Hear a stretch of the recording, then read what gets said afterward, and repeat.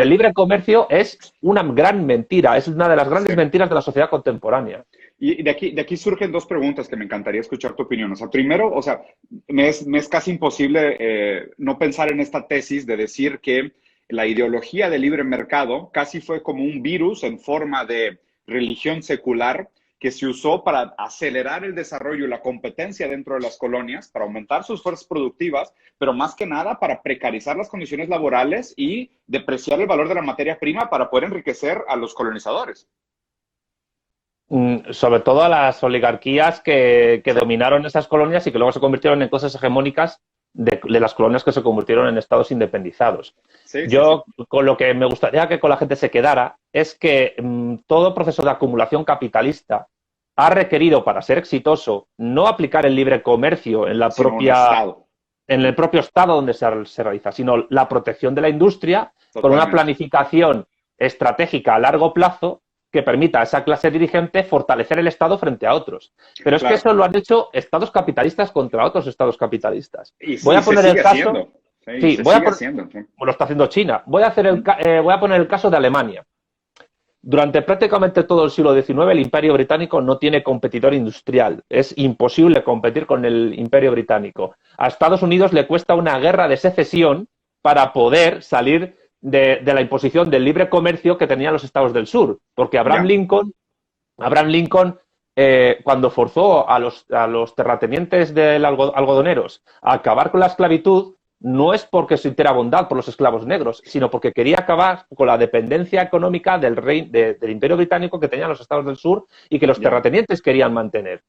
Wow. Aparte que los británicos estaban muy interesados en mantener esos esclavos, sin embargo, fueron los primeros en defender el fin de la esclavitud en muchos otros territorios. Pero por qué los británicos defendían el fin de la esclavitud? No por una suerte de sentimentalismo bondadoso, cristiano, anglicano, sino porque el proletario es más barato de gestionar y de mantener que un esclavo, al cual Sí, tienes que sí, sí. alimentar de por vida, incluso a él y a sus vástagos, a su familia, y evidentemente cuando tú tienes un esclavo que se convierte en obrero de la construcción industrial, se tiene que buscar la vida para que le contraten. Y Claro, entonces, invariablemente de que el sueldo mínimo sea invivible. claro, y comer depende de él, no depende de un Ujú. señor del cual es propietario hasta que se Sí, muera, en teoría, si no le libera. Bueno, no me claro. quiero enrollar. Lo que quería decir es que Alemania, cuando se unifica en 1871, empieza a desarrollar ese proceso de, como diría Marcelo Gullo, de insubordinación fundante, negando el libre comercio, aplicando el proteccionismo y fortaleciendo su industria. Mm. En un primer momento les cuesta muchísimo, porque tienen que producir productos que compitan con el Imperio Británico y cuando Ya. los alemanes empiezan a acercarse a la calidad de los británicos, entre otras cosas porque realizan espionaje industrial y piratería, como los chinos en los 80 y en los 90, tú ya tienes una edad y te acordarás de esas consolas infames de videojuegos Uy, que se sí, hacían en claro. China, que en vez de Sí. Nintendo se llamaban Nimpondo, y que eran Tenían todos los básicamente, juegos. Sí, claro. claro, tenían una consola con 100.000 juegos de la NES. ¿Y Claro, claro, por qué? claro. Porque los chinos desmontaban la NES y luego la volvían a montar para aprender a montarlo. Pues lo Obvio. mismo hicieron los Los alemanes alemanes. copiando los productos industriales británicos. Los británicos, Adam Smith no estaría tan de acuerdo con esa moral capitalista, ¿no? bueno, Adam Smith es que es uno de los autores menos leídos por los liberales.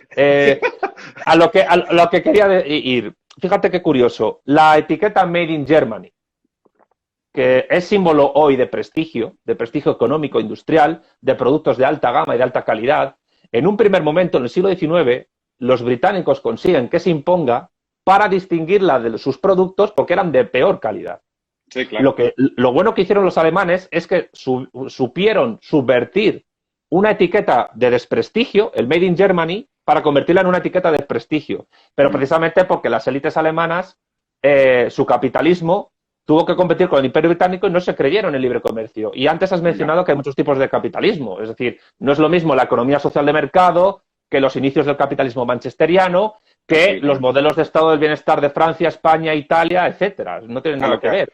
Sí, y una pregunta, Santiago, en tu opinión, entonces, o sea, yo lo que veo en este momento como de un resurgimiento tan grave de la derecha, en un sentido también, A ver, este resurgimiento del pensamiento liberal, que realmente es como un refrito, ¿no será esta nostalgia de un pasado que nunca existió? O sea, esta protección de las ideas del libre mercado se esconden ellos atrás de la idea de que el capitalismo realmente nunca ha existido, ¿no? Inclusive Gustavo Bueno tiene una crítica diciendo que el capitalismo es algo que no existe. Y tal vez lo que ellos protegen, obviamente al ser ellos idealistas y estar completamente en un mundo de fantasía, simplemente lo que dicen es, bueno, es que nunca se ha aplicado realmente la teoría del capitalismo. Por eso no podemos decir que no funciona, porque hoy vivimos realmente en un tipo de socialismo, keynesianismo, o sea, ganó Keynes y realmente nunca le dimos oportunidad ni a Mises, ni a Hayek, ni a Rothbard, ni a ninguno de esos locos que realmente defendían la idea del libre mercado desde un minarquismo o desde un anarcocapitalismo. O sea, ¿sienten ellos una nostalgia de algo que nunca fue? A ver, vayamos por partes porque planteas muchas ideas muy interesantes y muy juntas. En primer lugar, no es Gustavo Bueno el que afirme que el capitalismo no existe, es un discípulo suyo llamado Luis Carlos Martín Jiménez, que escribió un libro llamado El mito del capitalismo. Libro que sostiene que no hay modos de producción, sino estados con sus propias relaciones sociales y económicas. El problema de ese planteamiento es que no entiende que los modos de producción se han impuesto a través de la dialéctica de estados y de imperios. Claro, el Estado No necesita puedes... darle legitimidad a la propiedad. Si no hay Estado, no hay propiedad. No, es que básicamente los modos de producción se imponen en las formaciones sociohistóricas por la acción de clases dirigentes sobre grandes superpotencias. Tú no puedes entender el capitalismo sin Estados Unidos y sin el Imperio Británico antes. De la misma manera que tú no puedes entender el esclavismo sin el Imperio de Alejandro Magno y sin el Imperio Romano. Ni puedes entender el mercantilismo sin el Imperio Español y sin el Imperio Portugués, que con el Tratado de Tordesillas se repartieron el mundo. Es decir, esa tesis de Luis Carlos Martín choca con la que yo defiendo en Breve Historia de la Economía. Luego, en segundo lugar, yo creo que lo que le pasa a muchos llamados liberales es que defienden un capitalismo irreal frente al capitalismo realmente existente. Yo tengo como hipótesis hace tiempo que ningún empresario serio, ningún capitalista serio, jamás... quiere capitalismo. No quiere, jamás aplicaría las medidas que defiende Ludwig von Mises o Murray Rothbard. Exacto, sí. Es decir, aunque Mises reconoce que en ocasiones, y yo creo que en la inmensa mayoría de ocasiones, el mejor cliente que puede tener un empresario capitalista grande es la administración pública, es un Estado. Porque si en la red de carreteras y de infraestructuras, de comunicaciones que un Estado posibilita, porque un Estado, aparte de ser un conjunto complejo de instituciones de opresión de una clase sobre otra, es más cosas. Es control de territorio, control de población, control de recursos naturales y control de patrimonio histórico, frente a otros estados que hacen lo mismo. Y en ese terreno es donde los empresarios y los trabajadores se mueven y van haciendo cosas. El problema es que ellos piensan que vivimos en una suerte de socialismo simplemente porque el Estado hace cosas.